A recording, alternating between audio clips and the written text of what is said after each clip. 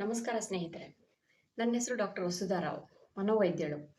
ಮೇ ಮಾಸವನ್ನ ಮಾನಸಿಕ ಆರೋಗ್ಯ ಜಾಗೃತಿ ಮಾಸ ಅಂತ ಪ್ರತಿ ವರ್ಷ ಆಚರಿಸಲಾಗುತ್ತೆ. ಹಲವು ಸಂಘ ಸಂಸ್ಥೆಗಳಲ್ಲಿ ಮತ್ತು ಶೈಕ್ಷಣಿಕ ಸಂಸ್ಥೆಗಳಲ್ಲಿ ಇದರ ಬಗ್ಗೆ ಅರಿವು ಮೂಡಿಸುವಂಥ ಕಾರ್ಯಕ್ರಮಗಳನ್ನು ಹಮ್ಮಿಕೊಳ್ಳಲಾಗುತ್ತೆ.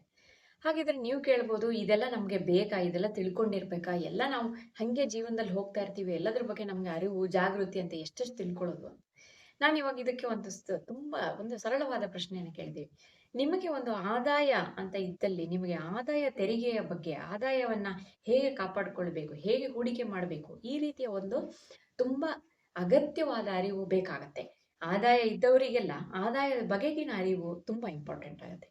ಅದೇ ರೀತಿ ನಿಮಗೆ ಒಂದು ದೇಹ ಅಂತ ಇದ್ದಲ್ಲಿ, ನೀವು ದೈಹಿಕ ಆರೋಗ್ಯದ ಬಗ್ಗೆಗೆ ನಿಮಗೊಂದು ಬೇಸಿಕ್ ಆಗಿರೋ ನಾಲೆಡ್ಜ್ ಒಂದು ಬೇಕಾಗ್ತದೆ. ಅಂದ್ರೆ ಒಂದು ಸಾಮಾನ್ಯ ಜ್ಞಾನದ ರೀತಿಯಲ್ಲಾಗ್ಲಿ ದೈಹಿಕ ಆರೋಗ್ಯದ ಬಗೆಗೆ ನಾವು ನೋಡ್ಕೊಳ್ಬೇಕಂದ್ರೆ ಏನೇನ್ ಮಾಡ್ಬೇಕು ಅಂತ. ನೀವು ಯಾರನ್ನ ಕೇಳಿದ್ರು ಹೇಳ್ತಾರೆ, ನಾವು ದಿನ ವ್ಯಾಯಾಮವನ್ನ ಮಾಡಬೇಕು, ಆರೋಗ್ಯಕರವಾಗಿರೋ ಊಟವನ್ನ ತಿನ್ಬೇಕು, ಆಮೇಲೆ 8 ಗಂಟೆಗಳ ಕಾಲ ಕನಿಷ್ಠ ಒಂದು 6 ಗಂಟೆ 7 ಗಂಟೆಗಳ ಕಾಲ ನಾವು ದಿನ ನಿದ್ರೆಯನ್ನ ಮಾಡಬೇಕು. ಈ ರೀತಿ ಸಾಮಾನ್ಯ ಜ್ಞಾನವಾಗಿ ನಾವು ತಿಳಿದುಕೊಂಡಿರ್ತೇವೆ. ಆದರೆ ಮಾನಸಿಕ ಆರೋಗ್ಯದ ಬಗ್ಗೆಗೆ ನಾವು ಕೇಳಿದಾಗ ಹಲವು ಜನರಿಗೆ ಇದು ನಾವು ನಿಜವಾಗ್ಲೂ ಒಂದು ಅರ್ಥ ಮಾಡ್ಕೊಳ್ಬೇಕಾಗಿರೋ ವಿಷಯನ ಅನ್ನುವ ರೀತಿ ಒಂದು ಸಸಾರ ಒಂದು ನಮ್ಮ ಮನಸ್ಸಿನಲ್ಲಿ ಇದೆ. ಆದ್ರೆ ಇದರ ಬಗ್ಗೆ ತಾತ್ಸಾರ ನಾವು ಸುಮಾರು ವರ್ಷಗಳನ್ನ ಮಾಡಿರೋದ್ರಿಂದ ನಮಗೀಗ ನ್ಯೂಸ್ ಪೇಪರ್ಗಳಲ್ಲಿ ದಿನ ನಾವು ಟಿವಿ ರೇಡಿಯೋಗಳಲ್ಲಿ ನಾವು ಕೇಳುವಂಥದ್ದೇನು, ಮಾನಸಿಕ ಆರೋಗ್ಯದ ಸಮಸ್ಯೆಗಳು ಹೆಚ್ಚುತ್ತಾ ಇದೆ, ಆಮೇಲೆ ಆತ್ಮಹತ್ಯೆಗಳು ಹೆಚ್ಚುತ್ತಾ ಇದೆ, ಇದರಿಂದ ಜೀವನದ ಗುಣಮಟ್ಟ ಕಡಿಮೆ ಆಗ್ತಾ ಇದೆ ಅನ್ನುವಂಥದ್ದು. ಹಾಗಾಗಿ ಈ ಅರಿವು ತುಂಬಾ ಮುಖ್ಯ.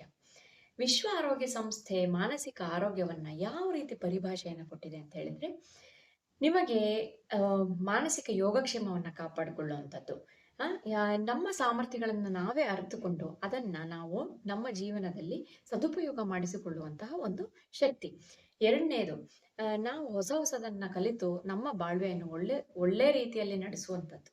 ಮೂರನೇದು, ಜೀವನದಲ್ಲಿ ಒತ್ತಡಗಳು ಬಂದಾಗ ಒತ್ತಡಗಳನ್ನು ನಿರ್ವಹಿಸುವುದು ಹಾಗೂ ಒತ್ತಡ ನಿರ್ವಹಣೆ, ಆ ಒತ್ತಡವನ್ನ ಹಿಮ್ಮೆಟ್ಟುವುದು ಹಾಗೂ ಜೀವನದಲ್ಲಿ ಮುಂದುವರಿಯೋದು, ಈ ರೀತಿ ನಮ್ಮ ಮನೋಬಲವನ್ನು ಮನೋಶಕ್ತಿಯನ್ನು ಹೊಂದಿರುವಂಥದ್ದು.